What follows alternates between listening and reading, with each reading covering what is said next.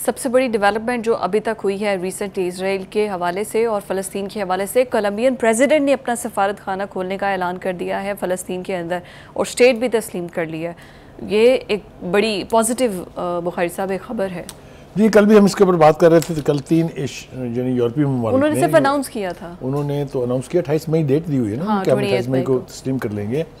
और यूरोपीय ममालिक का तस्लीम करना जो है ये बहुत बड़ी खबर है, इसलिए कि वो तो हमेशा से अमेरिका की खुशनुदी के लिए कभी नाम ही नहीं लेते थे इस बात का।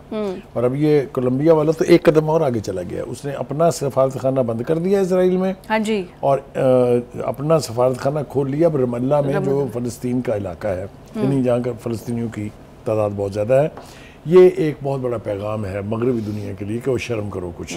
दूसरी बात, अरब लीग वाले भी बोले, अरब लीग जो है वो भी बड़ी देर के बाद उन्होंने भी लबकुशाई की है। उन्होंने कहा है, उन्होंने यही है कि जिन मुल्कों ने तस्लीम करने का फैसला किया है उन्हें प्रैक्टिकल इकदाम भी करने चाहिए ताकि वहाँ फ़लस्तीनी रियासत का क़याम मुमकिन हो सके।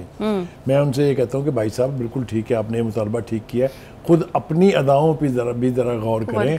हम अगर अर्ज़ करेंगे तो शिकायत होगी, आप खुद क्या कर रहे हैं, असल तो जवाब आपको इसका देना है।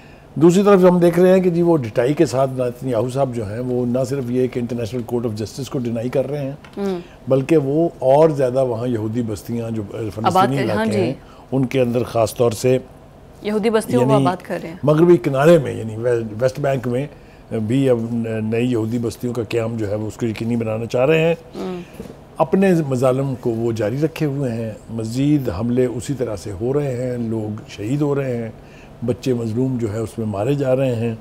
अब ये कहत की सूरत हाल है वहाँ गाज़ा में, गाज़ा के रफ़ा इलाके में, जहाँ पर अब को 15 लाख के करीब जो फ़लस्तीनी हैं वो पनाह लिए हुए हैं। उनको भी कह रहे हैं ना सिर्फ ये कि वहाँ खाने पीने को कुछ नहीं है, बाहर से कुछ आने की भी इजाज़त अब नहीं है।